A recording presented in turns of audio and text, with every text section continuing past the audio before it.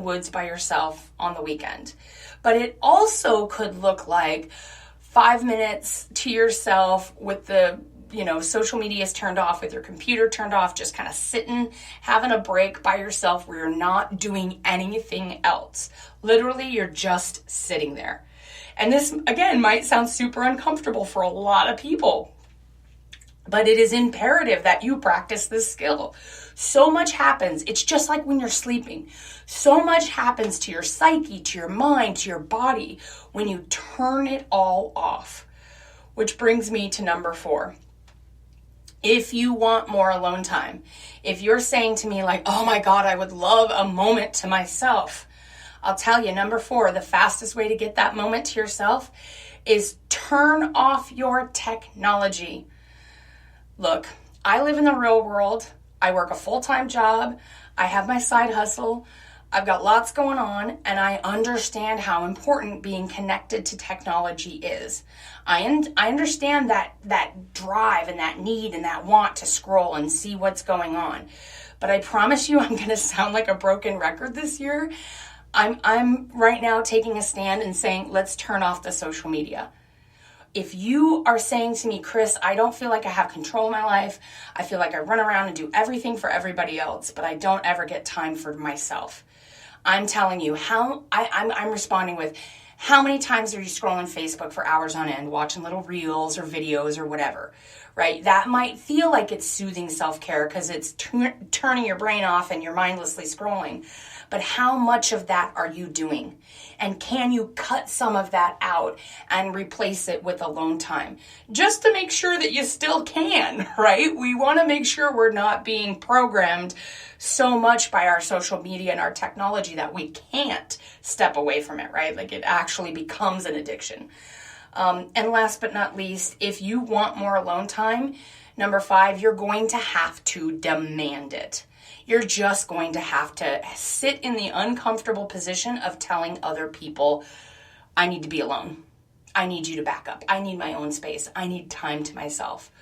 And whether it's a walk by yourself, whether it's just sitting, in meditation, whether it's just literally sitting on the couch for 5 minutes with nothing going on, it's imperative to your own self-care, your own mental health, and your own well-being to try it at least once a week. All right? All right. The last little section here I want to talk about before getting off is I want to talk about making the most of your alone time.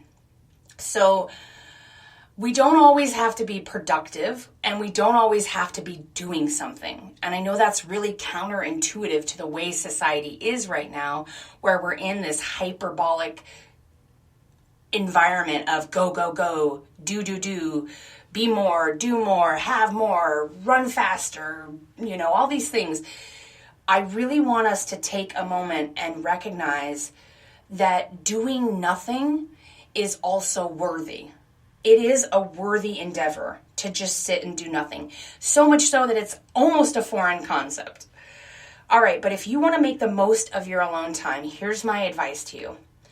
Number 1, the most important thing you can do is, again, turn off the technology. And I am going to repeat this all the live long day. So if you are getting your haunches up and this is really, you're feeling some resistance, I want you to take a good hard look at how much you're on social media. You can use your screen time app. You can, clock yourself. I bet you are going to find out you are on it more than you think you are. And it is robbing you of your basic time and life. So turn it off. Number 2, be in nature. And again, you don't have to be doing anything during your alone time, but when you take alone time, when you're in nature, something happens. There's something magical going on in the woods, my friends, and I highly recommend going and checking it out.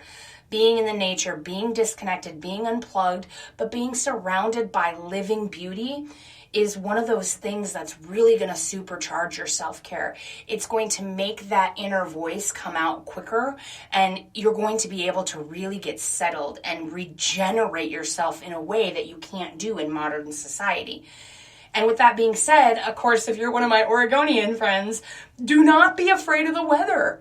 All right? It rains here. It rains all the time. Get a good jacket, suck it up, buttercup, and go get to the woods. Number 3, develop a meditation practice. I'm currently in a 31-day challenge with Insight Timer where they have recommended guided meditations every morning. They're about 10 minutes long. I have had an on and off love-hate relationship with meditation, and I have found it to be challenging to make it consistent. But I will give you the advice that I will also take, which is to just keep trying. I could go into for hours the benefits of meditation practice. I hope that you already know that it's a beneficial practice. And if you don't, you need to check this out and really see if this is going to work for you. And if you're resistant to meditation and you're like, I hate it, I absolutely hate it, that means you need to do it more. And believe me, I am a type A personality, go, go, go. I am very much scheduled to the tilt, but I make meditation a priority, and it is challenging. And some days I don't like the thoughts that I get sucked into, but I just keep practicing that simple act of going back to my breath and just focusing on that one internal thing that happens without my effort. And somehow it takes me away from the crazy chaos of the world. And it has really helped me to stay focused and have some intention. And so I highly recommend that you develop some kind of meditation practice. And again, I use Insight Timer. It originally started out as just a free timer. And now it's just gotten boosted into this really incredible app. So I highly recommend it. Number 4, build in some decompression. So if you want to make the most of your alone time, you're not just going to go, from 100 miles an hour working, kids, all the things to 0, nothing going on, and then jumping right back into the 100 mile an hour lifestyle. You're going to have to, when you go to Burning Man or festivals or do, large things like this, you're going to have to build in that decompression. Right? When you're coming back into the default world, when you're re-engaging with the 100 mile an hour lifestyle, having just been in the quiet alone time, maybe ease back into it. If you're out on a nature walk, take a longer drive home. If you're in your meditation practice, just take a few beats by yourself. If you're sitting alone on the couch for 5 minutes before the world comes crashing in, maybe do a couple stretches, whatever you can to create that gap. And number 5, last but not least, if you want to make the most of your alone time, remember that you are in charge. And I think this is the most important thing. I told you at the top of the show, this is a simple concept. You've got to make getting alone time a priority. And you have, in order to do that, if that's a struggle for you, if you have a hard time, you have to remember that you are in charge. You are driving the bus of your life. You are not a victim to the circumstances happening around you. You get to decide.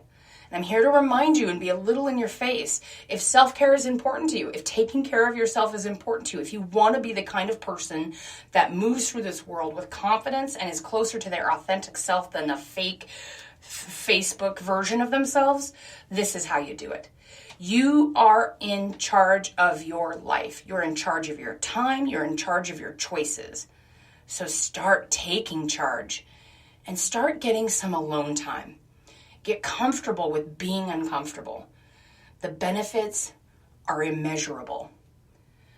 All right, I'm going to recap those lists real quick for you. Again, the benefits of being alone, number 1 is clarity. Number 2 is quiet. Number 3 is it strengthens the internal communication.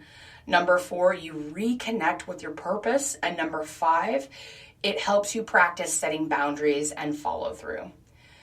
If you're having a hard time getting the alone time, the 5 ways you can get more alone time is number 1, you schedule it. Number 2, you're going to delegate. Number 3, take short bursts. They're just as effective as those long stretches. Number 4, turn off your technology. And number 5, demand it. And last but not least, if you want to make the most of your alone time, you're going to, number 1, turn off the technology. I am going to be a broken record about this. Number 2, go get yourself in nature. Don't be afraid of the weather, friends. Number 3, develop a meditation practice. Just keep trying. Number 4, you're going to build in that decompression. And number 5, remember that you are in charge. Okay, that's it for this week. Thank you for joining me. If you have a story you'd like to share and you want to be on the show, please email me. It's Kris, Kris, at selfcareissexy.com. Okay, we've got some really great content coming your way, so stay tuned. And remember that self-care is sexy. We're giving you permission to put yourself first.